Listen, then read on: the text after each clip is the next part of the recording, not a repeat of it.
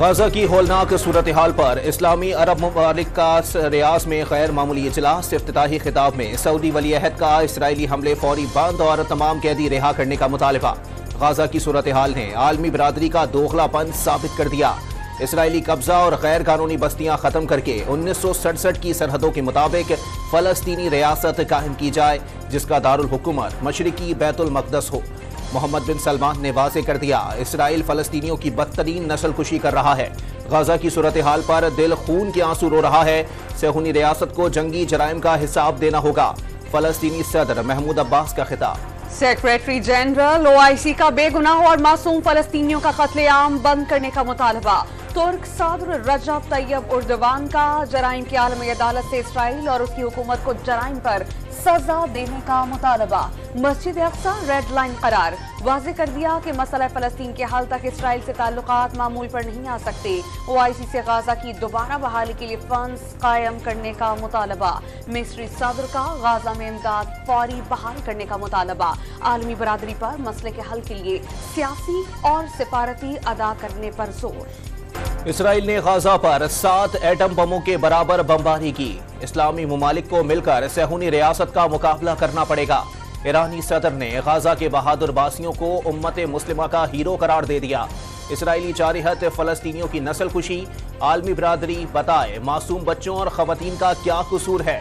ایرانی صدر Ebrahim Raisi کا عرب اسلامی غیر معمولی اجلاس سے خطاب۔ صہیونی افواج نے غزہ کے اسپتالوں کو نشانے پر رکھ لیا۔ غزہ میں رات بھر اسپتالوں کے طرف بمباری اور ٹینک سے محاصرہ۔ 35 میں سے 18 اسپتال بند، 57 ایمبولینسز مکمل طور پر تباہ، 45 کو جزوی نقصان۔ الشفا اسپتال کی بجلی مکمل طور پر بند۔ انڈونیشیا اسپتال میں علاج ناممکن۔ موبائل فون کی روشنی میں زندگی بچانے کی کوششیں۔ القدس اسپتال کی عمارت پر فائرنگ، مزید 260 فلسطینی جان گنوا بیٹھے۔ حماس سیاسی تنظیم کے سربراہ اسماعیل ہانیہ کی پوتی بھی شامل۔ شہداء کی تعداد 11,078 تک پہنچ گئی۔ Continue to call for a ceasefire to prevent further deaths of civilians and further damage to Gaza's hospitals and health facilities. عالمی ادارہ صحت نے غزہ کے اسپتالوں پر حملوں کو انتہائی خطرناک قرار دے دیا۔ صورتحال پر اظہار تشویش۔ غزہ میں شہریوں کے لیے کوئی بھی جگہ محفوظ نہیں۔ علاج نہ ہونے سے ہزاروں جانیں ضائع ہو سکتی ہیں۔ سربراہ WHO ٹیڈروس ایڈہانوم کا اسرائیل سے فوری جنگ بندی کا مطالبہ۔ بہت دیر ہو جائے، عرب ریاستی غزہ میں فلسطینی عوام کے لیے فوری اقدامات اٹھائیں۔ سربراہ اقوام متحدہ پناہ گزین ایجنسی کا مطالبہ۔ فلپ لازارینی نے غزہ میں انسانی صورتحال کو تباہ کن قرار دے دیا۔ فلسطینیوں کی نسل کشی پر صہیونی ریاست کے حامی بھی آواز اٹھانے لگے۔ فرانسیسی صدر نے غزہ میں حملے فوری روکنے کا مطالبہ کر دیا۔ رکن یورپی پارلیمنٹ غزہ کی صورتحال اور اقوام عالم کے دوہرے معیار پر پھٹ پڑی۔ یورپی ممالک پر شدید تنقید۔ فلسطینیوں کے قتل عام پر اسرائیل کے ساتھ یورپی ممالک کو بھی برابر کا شریک قرار دے دیا۔ صہیونی جارحیت کے خلاف دنیا بھر میں احتجاج جاری۔ فلسطینی علاقے جنین میں شہری سڑکوں پر نکل آئے۔ صہیونی ریاست کے خلاف نعرے، قتل عام بند کرنے کا مطالبہ۔ شامی دارالحکومت دمشق میں فلسطینیوں سے اظہار یکجہتی کے لیے ریلی۔ یمنی دارالحکومت صنعاء میں عوام کا جم غفیر امڈ آیا۔ نیو یارک میں اسرائیلی مظالم کے خلاف مظاہرہ۔ فرانسیسی شہر لیون میں مظاہرین کی صہیونی حملوں کی مذمت۔ پاکستان ورلڈ کپ سے باہر ہو گیا۔ میگا ایونٹ کے فائنل 4 میں جگہ بنانے میں ناکام۔ انگلینڈ کا پاکستان کو جیت کے لیے 338 رنز کا ہدف۔ انگلش بیٹرز بین اسٹوکس، جو روٹ اور جونی برسٹو کا لاٹھی چارج۔ اسٹوک 84، روٹ 60 اور برسٹو 59 رنز بنا کر آؤٹ ہوئے۔ حارث رؤف نے 3، شاہین شاہ آفریدی اور محمد وسیم نے 2 کھلاڑیوں کو آؤٹ کیا۔ حارث رؤف نے ورلڈ کپ کی 48 سالہ تاریخ کے ریکارڈ پاش کر دیے۔ ایک ورلڈ کپ میں سب سے زیادہ رنز دینے میں سب کو پیچھے چھوڑ دیا۔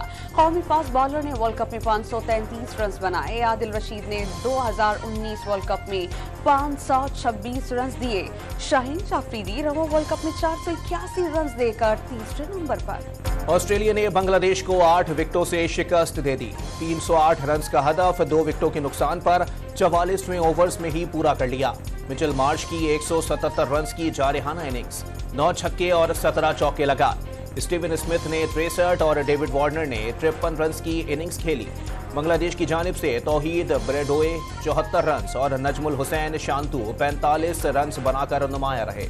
اسد عمر کا تحریک انصاف اور سیاست چھوڑنے کا اعلان، ریاستی اداروں کے ساتھ تصادم کی پالیسی سے متفق نہیں، ایسی پالیسی ریاستی اداروں کے ساتھ ٹکراؤ کا سبب بنی جو ملکی مفاد میں نہیں۔ سابق وفاقی وزیر کا سماجی رابطے کی ویب سائٹ ایکس پر پیغام، ساتھ دینے پر تمام لوگوں سے اظہار تشکر۔ نئے پاکستان کا تجربہ ناکام رہا، سازش کے تحت ایک شخص کو لانچ کیا گیا۔ نون لیگ کے رہنما رانا ثناء اللہ کی پریس کانفرنس، کہا نواز شریف نے مینار پاکستان پر امید کو یقین میں بدلنے کا وعدہ کیا، مہنگائی میں کمی لانے کے منشور پر الیکشن لڑنے کا عندیہ دے دیا، آئندہ انتخابات میں حکومت بنا کر لوڈ شیڈنگ اور ڈالر کو قابو کیا جائے گا، رانا ثناء اللہ کا دعویٰ۔ چیف جسٹس سپریم کورٹ کے بعد چیف جسٹس ہائی کورٹ کے اختیارات ریگولیٹ کرنے کا معاملہ سامنے آ گیا۔ جسٹس محسن اختر کیانی نے معاملہ اسلام آباد ہائی کورٹ کی انتظامی کمیٹی کو بھیجنے کی سفارش کر دی۔ سپریم کورٹ میں مردم شماری کے خلاف اپیل سماعت کے لیے مقرر، جسٹس اعجاز الاحسن کی سربراہی میں 3 رکنی بینچ 13 نومبر کو سماعت کرے گا۔ مردم شماری کے خلاف درخواست بلوچستان ہائی کورٹ نے خارج کر دی تھی۔ زمان پارک پولیس آپریشن کے دوران تشدد اور توڑ پھوڑ کا کیس، انسداد دہشت گردی عدالت لاہور نے پولیس کی استدعا پر سنم جاوید کا 3 دن کا جسمانی ریمانڈ منظور کر لیا۔ نگراں وزیر اعلیٰ خیبر پختونخوا اعظم خان کی ان کے آبائی گاؤں میں سپرد خاک کر دیا گیا۔ نماز جنازہ میں governor Ghulam Ali, I G police, commandant F C اور میئر پشاور سمیت متعدد سیاسی، سماجی اور حکومتی نمائندگان کی شرکت۔ صدر اور نگراں وزیر اعظم سمیت مختلف سیاسی رہنماؤں کا اعظم خان کے انتقال پر گہرے دکھ کا اظہار۔ اعظم خان کے انتقال کے بعد نگراں خیبر پختونخوا کابینہ تحلیل، اختیارات گورنر کو منتقل ہو گئے۔ آئین کے تحت نئے وزیر اعلیٰ کی تقرری کا عمل 6 روز میں مکمل کیا جانا ہے۔ نئے نگراں وزیر اعلیٰ کا انتخاب سینٹ کمیٹی کرے گی۔ کمیٹی میں حزب اقتدار اور حزب اختلاف کے 3 ارکان شامل ہوں گے۔ فیصلہ نہ ہونے پر الیکشن کمیشن کورٹ نئے نگراں وزیر اعلیٰ کا اعلان کرے گی۔ میلسی میں باراتیوں کی کار نہر میں گر جانے سے لاپتہ 5 افراد کی لاشیں کئی گھنٹے کی کاوشوں کے بعد نکال لی گئیں۔